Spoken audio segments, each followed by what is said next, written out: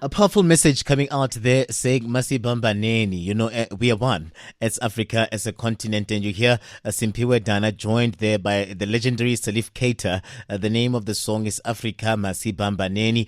And this is how we take you into Africa. This morning, we're going to go into Africa, look at developments coming out of the African continent with Tapiwa Diamond Chaza. Tapiwa is joining us as an Afro expert in democracy, governance, and human rights. And this morning, we're going to be looking at various of these developments, but also wrapping the week up, because as we close the week up, we tend to take stock of what came out of the games, but also what came out of Africa. Looking at all of these developments. There's the passing of Raila Odinga. A lot of people still disheartened by that. We'll talk to Tapiwa about that, but there's a lot on the move in Madagascar as well. And I was just doing a quick search as well to just check what's the latest, and it does give you a sense of the military takeover there at the island nation.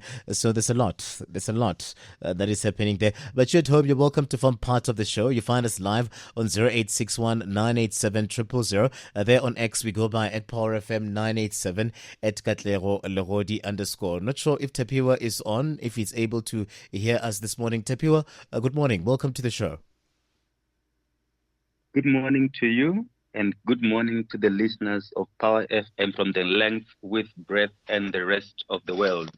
It is always a pleasure to be part and parcel of this magnificent show. It's always lovely, man, to start the day with you, to go into the continent as well. A lot always on the move, when you look at the African continent. And this morning, I want us to go into that. I have 4 stories on our radar, limited for time, but I would love for us to reflect in terms of how or where we find ourselves. Let's start with the passing of Raila Odinga.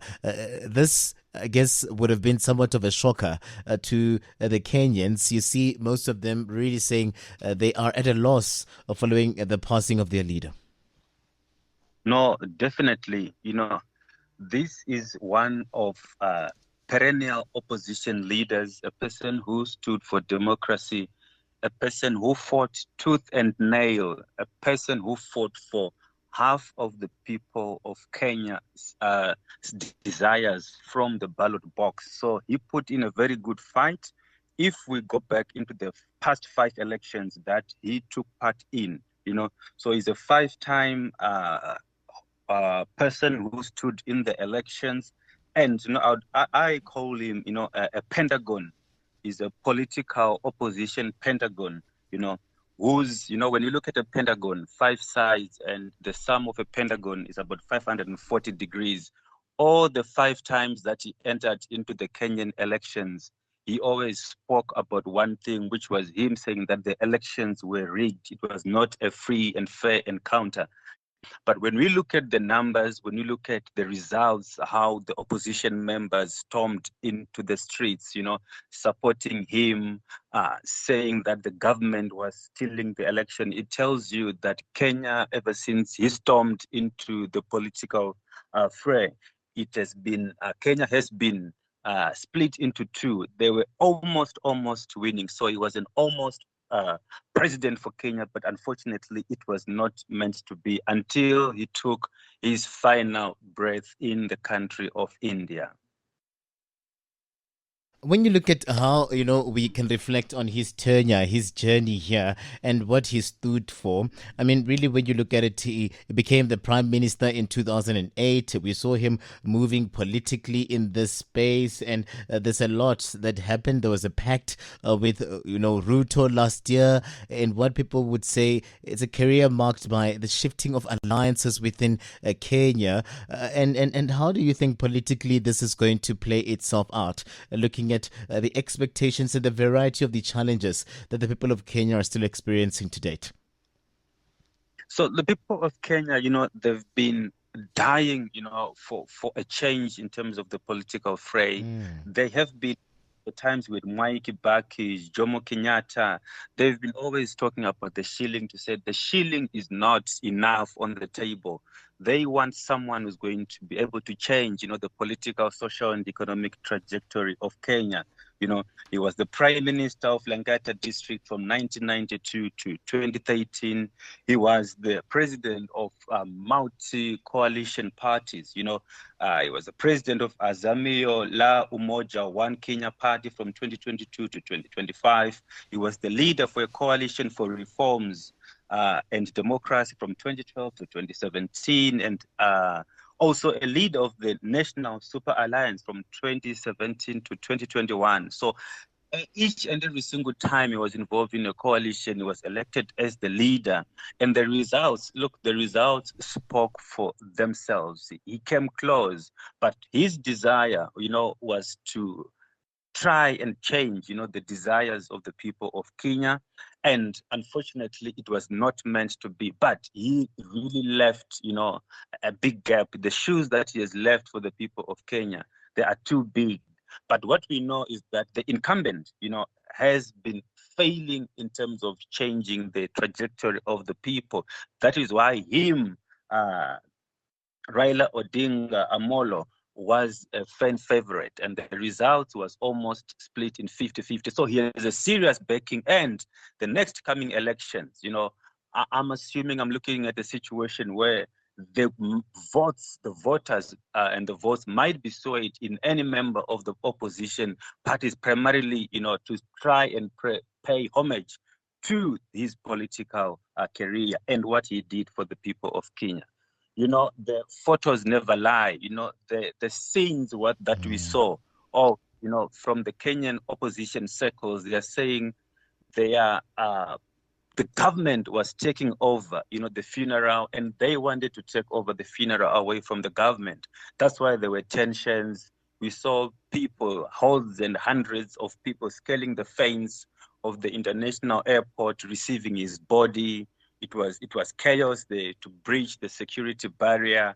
They wanted to take the body to parliament, but people were already, you know, invading the space. As a result, they took it to a stadium, and also at the stadium, there were chaotic scenes where we saw the police getting involved, and the results coming out of that were that hordes and scores of people were injured, and at least 4 to 5 people were reported dead. You know, those are the news, the sad news coming from Kenya, where people are, you know, mourning the late great opposition leader. And we saw the police firing tear gas, the police firing rubber bullets and live ammunition, as a result, causing stampedes and people dying at that particular ceremony where they'd gone to do body viewing.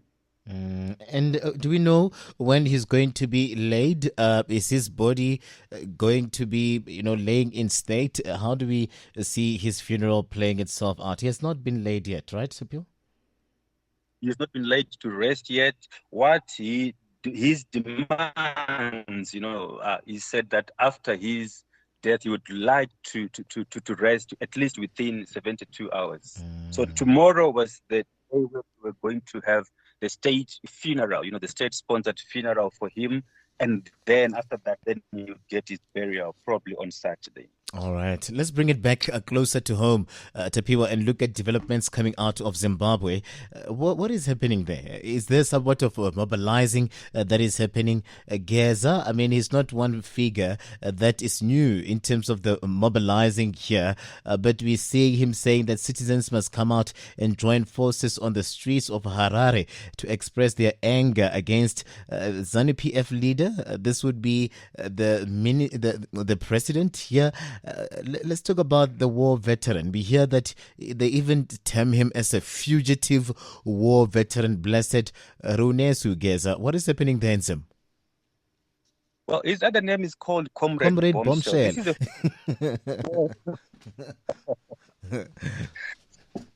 This is an opposition within ZANU-PF, is part and parcel of the ZANU-PF, but he represents a faction of ZANU-PF which is not in good books with the current president. There's been speculation and allegations that Xavier Kasukuwere, Jonathan Moyo, and other ZANU-PF elites who are in exile are the ones who are sponsoring Comrade Geza.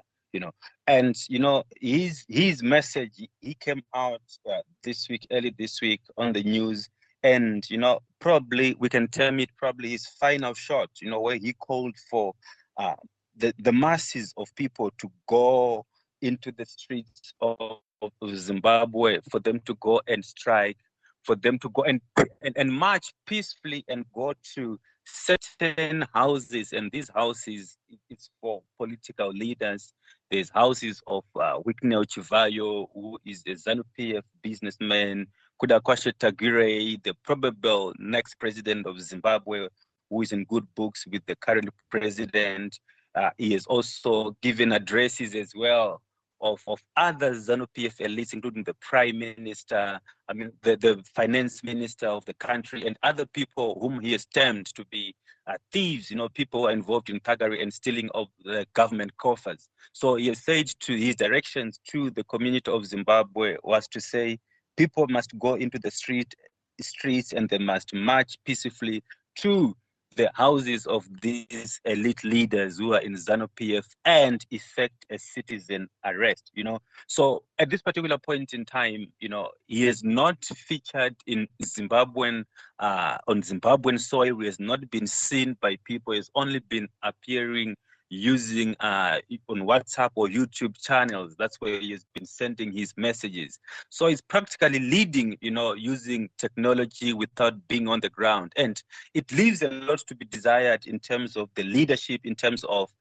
whether or not the people of Zimbabwe are going to heed his call. But currently, we know that the government already, through the president, the incumbent President Emmerson Mnangagwa, has announced, $150 as an incentive to the civil servants, a bonus for civil servants ahead of the planned protests tomorrow.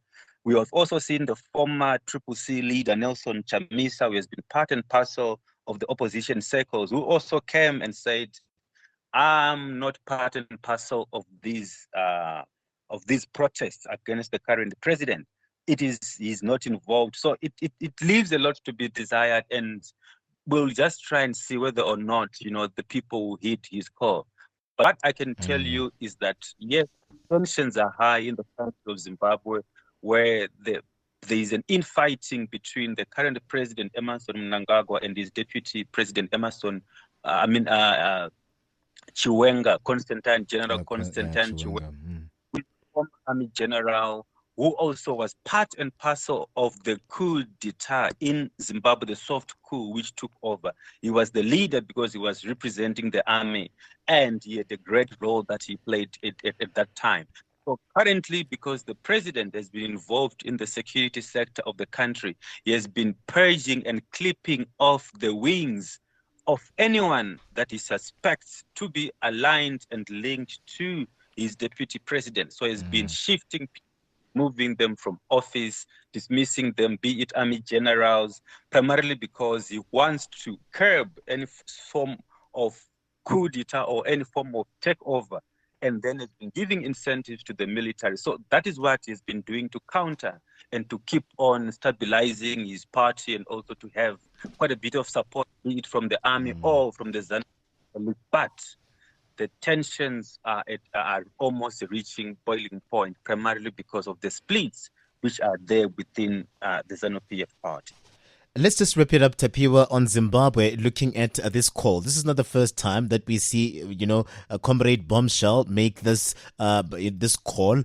We hear him now saying that we want an uprising from Plumtree to Motare, from Zambezi to Limpopo.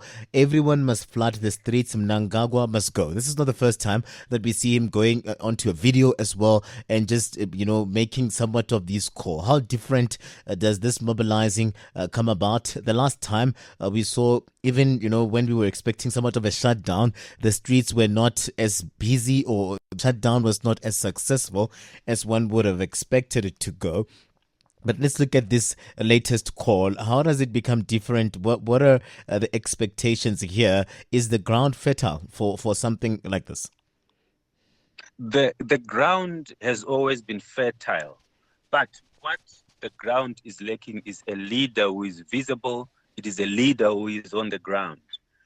Whatever Comrade Bombshell has been demanding and calling for and advising the citizens of Zimbabweans to do, the government is terming it as treason, insurrection. So once you get into the streets and you become part and parcel of this, people know exactly the consequences of being caught, or be it as a planner, be it as a person thinking and supporting this. So it remains to be seen if people are going to heed that call. It remains to be seen, primarily because we know how the government of Zimbabwe reacts to this. They don't pull back. He definitely, the president will send armed militia to go and disperse the crowd. And look, it remains to be seen whether or not people are going to go into the streets. It's highly unlikely, that there's going to be a proper national shutdown. Yes, tensions are high, reaching boiling point, but people know the consequences. People have been arrested previously and they continue to be arrested. Anyone who has been voicing their concerns in the country, they've been properly dealt with by the government, be it being arrested, being tortured and killed with no right of recall. So they've instilled a lot of fear into the streets because, they got their arms to the teeth. So we hope and pray that, there won't be any casualties if ever people go into the streets. But once they go into the streets, if there's enough numbers, then probably we might have a better demonstration and remonstration of the dissatisfaction of the people of Zimbabwe as far as the leadership of the country is concerned, due to the looting that has been spoken about over and over again. But it remains to be seen if people are going to hit that call, because everyone knows the consequences of being caught in such actions. Yeah, these are tricky times for the people of Zimbabwe, and we'll keenly just watch all of these developments as we see him continuing to mobilize, even through social media, using all of these platforms to try by all means to push for this shutdown. Let's move to Cameroon.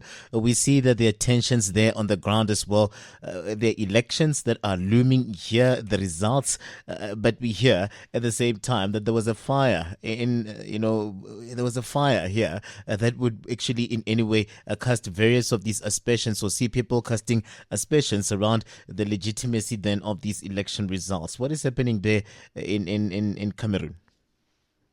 In Cameroon, we saw President Paul Biya campaigning, appearing probably twice through his entire campaign. He's the president who has been there for the longest of times, one of the oldest ruling elites in not just in Africa, but in the rest of the world. People voted in Cameroon in the presidential race, and opposition candidate Issa Triroma Bakari, he has already declared himself, as the winner, challenging President Paul Biya's 40-year rule in the country. And Chiroma has urged the government of Kenya to respect the will of the people, and he has warned of unrest if the results are not acknowledged. With official results at this particular point in time pending, and both camps have circulated tallies online, fueling competing claims of success. We know how these things have been held not just in Cameroon but in Africa. We know that results at this particular point in time are not expected now, but probably within a fortnight, within 2 weeks. So it's still a long way to go before the election results are released. The fire that you're talking about, that is the fire where they are going to put on the pots and cook the election results, Yeah, it's very interesting here. So let's see the pots. Let's see this fire. Let's see what gets cooked here, and if then we'll see Paul Biya emerging here, looking at these fires that people are trying to quell in Cameroon. But yeah, these are concerning scenes coming out of Cameroon as we see dozens of protesters claiming fraud in Cameroon's elections. Really, we've seen arrests as well. There's a lot lot. There's a lot on the go. I want us to wrap it up in Madagascar because it seems like this would be similar developments there as well. Looking at the fact that it's a tricky time to be in Madagascar right now. There's a new army ruler to be sworn in. So the former president here, we've seen that there was a military seizing power, forcing President Andry Rajoelina to even flee the country last week. Let's talk about all of these developments coming out of Madagascar. Well, we have seen a beautiful movie, happening in Madagascar, where I was very optimistic. I did not give, the youths in Madagascar any chance. I did not think I would have seen this. We spoke about it, where the youth were in the streets. They were speaking about issues of the government, and we saw President Lina fleeing the country, and there was a gap in terms of the leadership. And then we then saw the military leader. There was a military takeover where we had Michael Randrianirina taking over. It was even a tongue twister for me as well. I had to split it. I was like from Rajoelina to Randrianirina. Nirina, tricky times. But we see him being the leader of these military that will be taking over here. Who is he?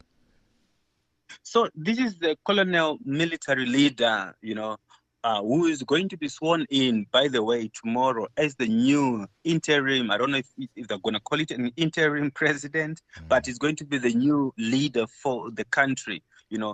He's part of the military officers who seized power. And what we have, as part of the military, theirs was simply to say there is a gap in the state house. The president has fled the country. This is our opportunity, to take over. Bear in mind that President Rajoelina, he first came to power after a military-backed coup in 2009. He is now accused of the National Assembly of colluding with the military to remove him from office. So we say Laman's Amekon, Ayopinda Amekon. If you take power through the barrel of the gun, most likely you're going to lose power from the barrel of the gun. So we have seen karma playing again, and he has been removed from office. The military leader has taken over. The beauty of this is this. We saw the youth-led Gen Z movement, that initiated the protests in September 25 over the lack of water and energy. They've welcomed, the Colonel Randrianirina's intervention. They've said, look, this is a beautiful move.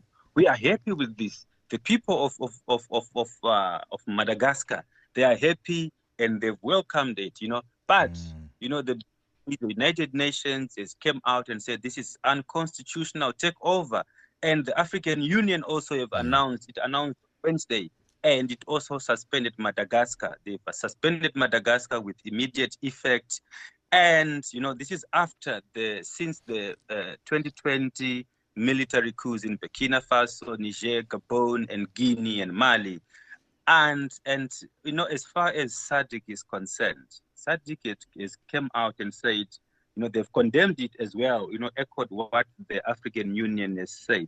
But in mind that Rajoelina was SADC chair, he had just taken that complicates over. matters, right? Because I wanted to say that, and I want us to wrap it up because we're out of time, Tapiwa. But what does that mean then for his chairmanship, his tenure here? Does that actually cease to exist because there's a new leader in Madagascar?